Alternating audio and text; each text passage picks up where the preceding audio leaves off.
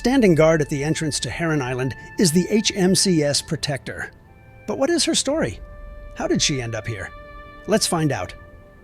The story of the HMCS Protector begins in 1883 when she was commissioned to be built for £65,000 for the South Australian government. For her size, she was a heavily armed vessel boasting a main armament of 1 8-inch and 5 6-inch breech-loading guns. Protector was launched in 1884 at the Elswick Yard of Armstrong, Mitchell & Co., Ltd, England. She commissioned on 19th of June 1884 under the command of Commander John C.P. Walcott before undertaking passage to Australia via the Suez Canal. She arrived at Port Adelaide on 30th of September 1884. At the start of the 1900s, the Protector sailed into Chinese waters where her shallow draft was expected to be used. However, she was never called upon and conducted survey work instead. At the start of World War I, she was sent to Sydney to act as parent ship to the 2 new Australian submarines, AE-1 and AE-2. On 28 August 1914, she sailed from Sydney as escort to the submarines to capture the German New Guinea colonies. Soon after the war, she was paid off for disposal and was sold in June 1924.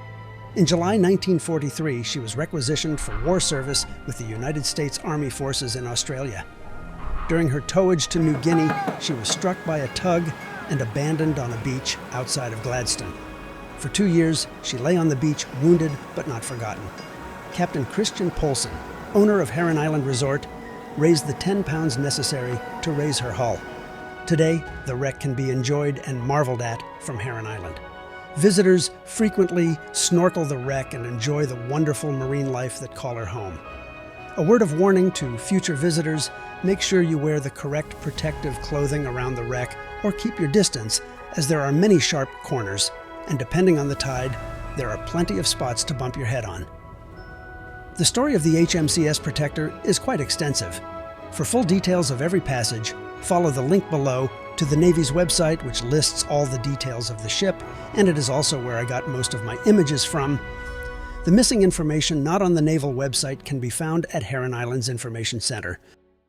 Thank you for tuning in for another video. I hope you enjoyed this one as much as I enjoyed making it. Definitely looking into the history of such a prominent feature on Heron Island, or my home. It was definitely exciting, and it was definitely very fascinating as well. I also played with some voiceovers, so make sure you write to the comments below if you enjoyed those voiceovers or not. It's always good to know what you guys are enjoying and what you're not enjoying.